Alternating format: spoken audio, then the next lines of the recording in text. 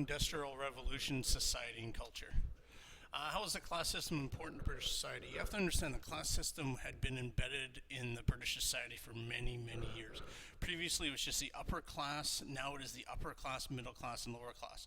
Right? With the emergence of the middle class, this is where things start to change in Britain. You have to remember the middle class are the business owners.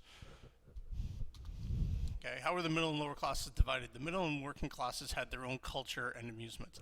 The middle class grew rapidly during this time period. Being a middle class meant parents were in a profession, a doctor, an engineer, lawyer, or other business person with property and money. Keyword there is property and money. University degrees helped people get into the middle class. Lower middle class or white collar workers worked in stores or offices. That's where you get the white collar versus blue collar workers. White collar generally meant you kept yourself clean, you weren't doing manual labor, whereas blue collar meant you're doing manual labor, things like that. That term is still used today. People working in the trades or in a factory were seen as working class. Having different skills meant being a part of different working levels.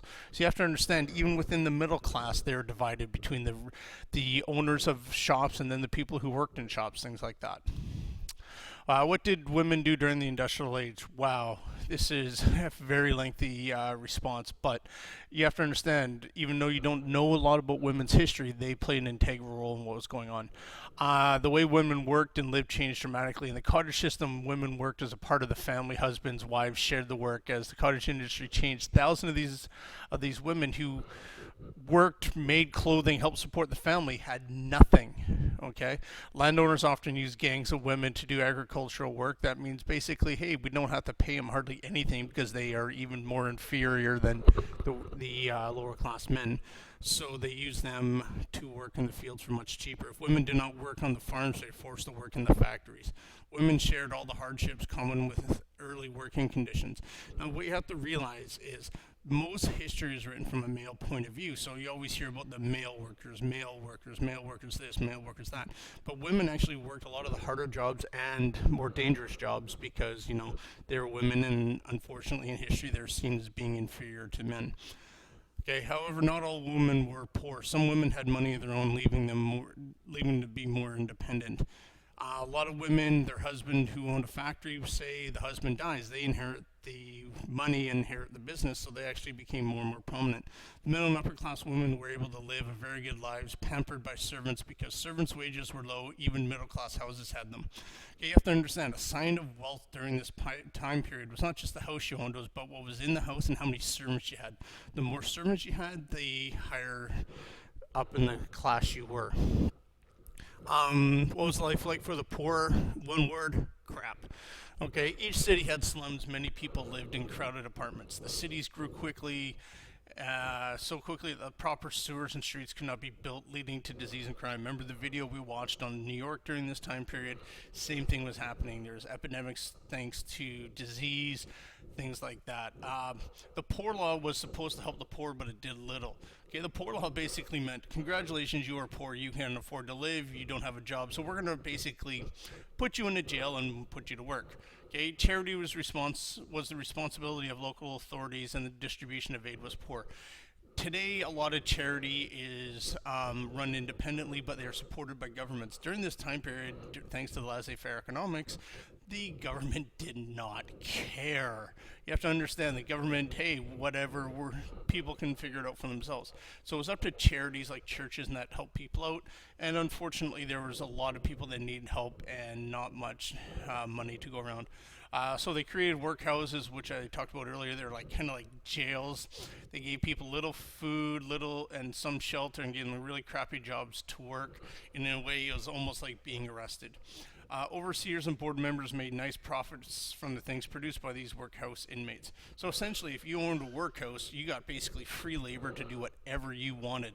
So you'd basically cost you maybe $2 to produce something, you sell it for $10. That's an $8 profit. Whereas if you owned your own factory per se, maybe it cost you $5 to make something, to sell it for 10, you're only making 5. So a lot of these people went to the owned workhouses to make pure profit. Why did many people move? Many people moved because they were forced out. Okay, many people were forced to the countryside, moved to the cities. Well, as others decided, you know what, I'm going to go to one of the colonies to make my life better.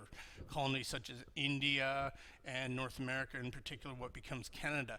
Okay, but what happened was you have these land speculators, guys who go out and buy land on the speculation that they're going to make money. So when a lot of these new immigrants made it to the colonies, all the good land was owned by land speculators, and the price for that land went up. So a lot of them were left with kind of like second-class land that they had to try and work and make a living on. Okay, so what happens is you have all these people who move to the colonies, and when they get there expecting to start a new life the way it was promoted to them, in fact, there's sometimes their lives get worse before they get better. How did the Irish potato famine affect people? Basically, Irish people relied on the potato for their food. And what happens is in 1845, a disease went through and robbed potatoes. And since it was a main staple of people's food, millions and millions of people began to starve. And because they couldn't feed themselves and afford to feed themselves, many of the people decided to leave Ireland and move to North America and the colonies. So this is how you get a country like Canada, which we're going to look at later on, how a lot of people end up moving to Canada is because they're forced out, or in this case, because of disease, they were starving to death, they needed something new, that's why they moved. What were the clearances? In Scotland, unlike in Ireland where the people left because of famine, in Scotland they realized a lot of the land was useless for farming per se in the regular sense, like growing crops, but they realized, hey, there's a lot of grass growing here, we can make a lot of money with sheep, but there's too many people living on the land, so what we need to do is get rid of the people living on the land.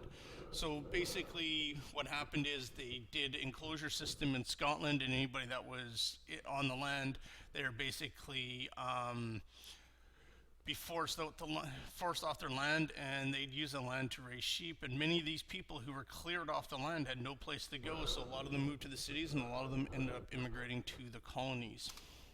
End of slideshow. That is it for this session. Thank you very much.